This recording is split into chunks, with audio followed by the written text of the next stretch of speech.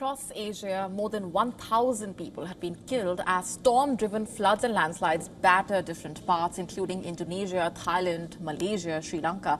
Millions are stranded or displaced. Search and rescue teams saying conditions are treacherous, with hundreds still missing. Common factor among these disasters being climate change.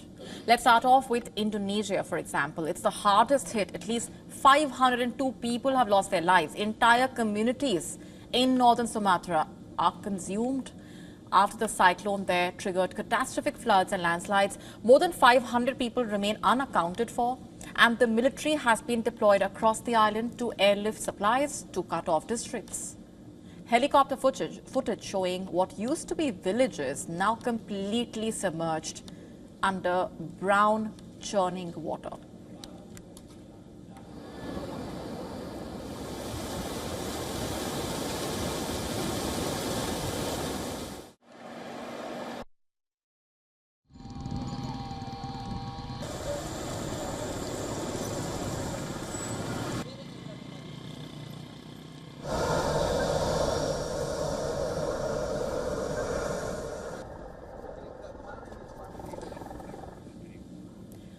Survivors have described losing everything in minutes, while others fled in the dark after waking up to the sound of water pushing through their homes. Inside my house, we can't stand normally. We have to sit, and we can reach onto the roof. It's all covered in mud, because if we want to throw the mud away, we don't know where to throw it. We can't throw it away. We can't go in and sleep anymore. We can't.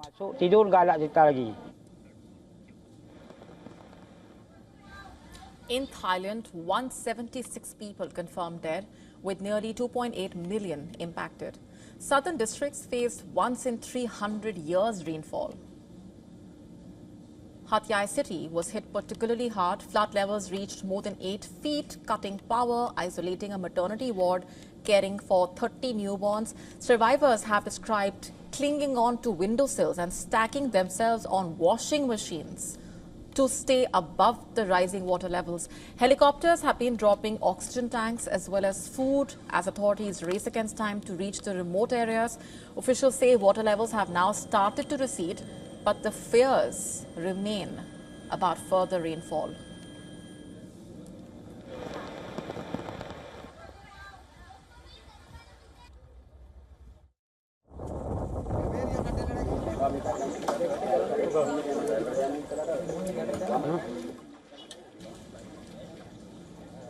Meanwhile, in Sri Lanka, a separate storm has left 355 people dead, almost 1.1 million impacted. The government has called it the most extensive disaster the country has ever faced. As a country, we are facing the largest and most challenging natural disaster in our history. We also recognize that what we are undertaking is the most difficult rescue operation in our nation's history. This is the first time the entire country has been struck by such a disaster. Thousands of homes have been destroyed. Nearly 150,000 people have been pushed into temporary shelters. Rescue teams saying some families were stranded on rooftops for days with no electricity or phone signals. In the night, things were normal. By next morning, everything was underwater, including our house. 7 of us, including children, took refuge on the top floor. There are another 15 adults still there. Their houses are completely underwater. Local charities and volunteers are traveling by boats to deliver meals and relief to families cut off from the capital.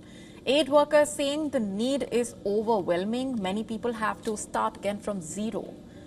India also launched an operation, a humanitarian assistance and disaster relief initiative to support Sri Lanka after the cyclone struck. An Indian Air Force aircraft carrying around 12 tons of humanitarian aid, including tents, blankets, hygiene kits, ready-to-eat food items, reached Colombo on November 29.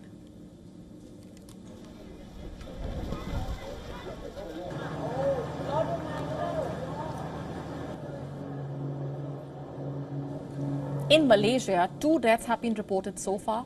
More than 34,000 people were evacuated, As the tropical storm there made landfall, some families described being trapped in open fields with rising water on all sides before help finally arrived.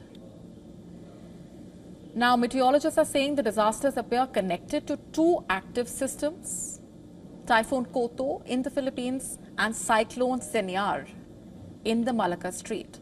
But scientists warn that warmer oceans and a hotter atmosphere, basically both driven by climate change, are making storms more intense and rainfall far more extreme.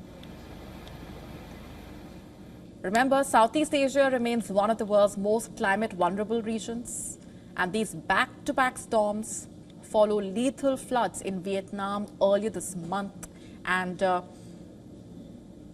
this was in November to be precise, and two typhoons that forced mass evacuations in the Philippines.